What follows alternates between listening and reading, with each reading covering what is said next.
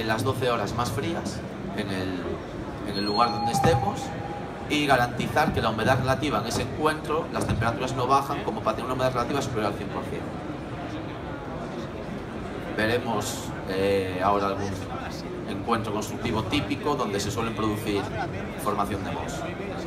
Bueno, aquí esto lo que nos define código técnico y todas las normativas es el factor FRSI, que para la sección de una envolvente térmica, sección normal de envolvente, se puede calcular con esta fórmula: 1 menos la transmitancia térmica de la envolvente por 0,25. Entonces tendremos que cumplir con las tablas en función de la calidad hidrotérmica de nuestro interior y del clima en el que estemos. Y luego para nuestra sección constructiva lo que podremos calcular es directamente la temperatura superficial interior de este encuentro constructivo.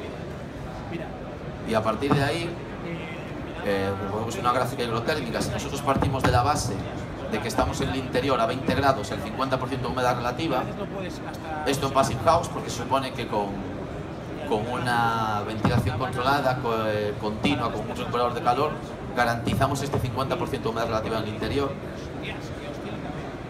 Cuando nos desplazamos a humedad absoluta constante hacia la línea del 80% de humedad relativa, lo que nos da son 12,6 grados.